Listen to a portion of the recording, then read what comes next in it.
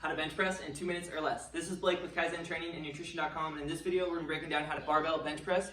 This movement is something that everyone in the gym is going to do at some point or another, but it's often neglected how technical it can really be. So I want to talk about a few key movement principles to take your bench press to the next level while maintaining safety. So for one, I want you to think about we're pressing off of a stable platform, meaning your shoulder blades or your scapula, I want you to pull them down and back together, pinching your shoulder blades down and back on the bench the entire time. As soon as your shoulder blade slips forward, that's going to leave you at increased risk for shoulder injury. Number two, we don't want to put excessive strain on our anterior capsule, so I don't want you to flare your elbows all the way out here, but we're going to think about slightly bending the bar to tuck our elbows just slightly. I want you to touch right here on about your collarbone. So as we do this, I'm going to show you how I would prefer you set up to safely and effectively bench over time.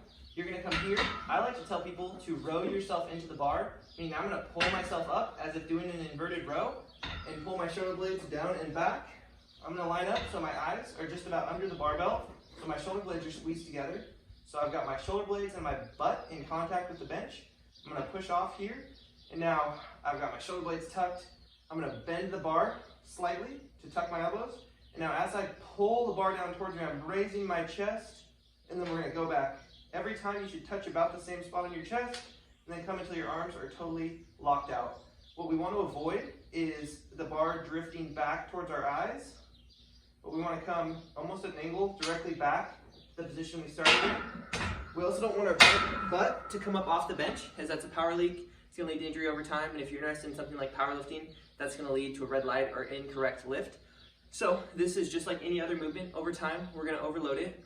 This is something that you're probably going to want to do early on in your training career. Do it correctly, master the movement, build on a good foundation, and you'll be happy that you did. If you're interested in more training, nutrition, or coaching advice, check out the link below for Kaizen Training and Nutrition.com.